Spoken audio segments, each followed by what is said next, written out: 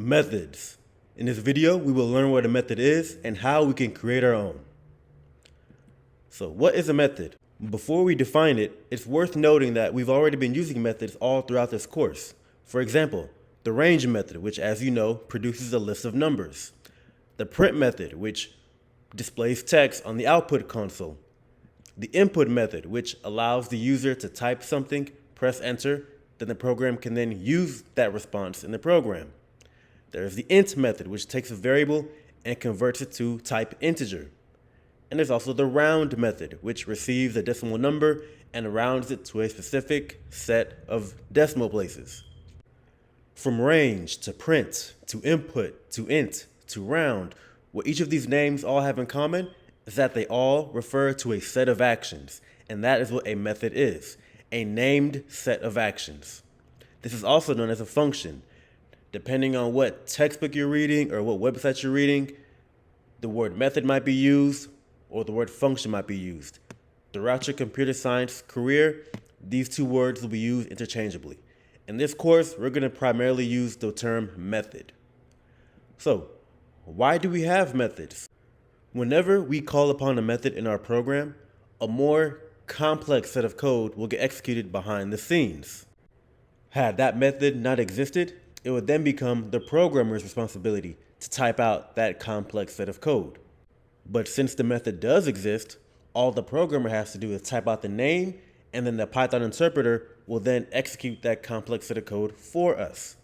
Henceforth, methods allow us to make our programs shorter and easier to read. As you know, Python already provides us a library of very useful methods. Methods like print, range, round, input, int, so on and so forth. Python also provides us the ability to create our own methods, and in this video, we will learn how to do that.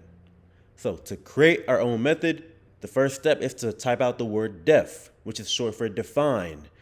This is because we are going to be defining a new method.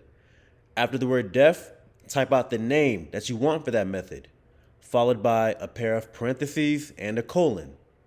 Then on the next line, you're going to indent one level, then type out all the Python statements you want executed whenever that name is written in our program.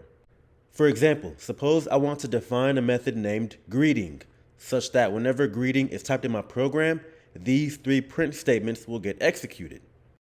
This is how I would write it.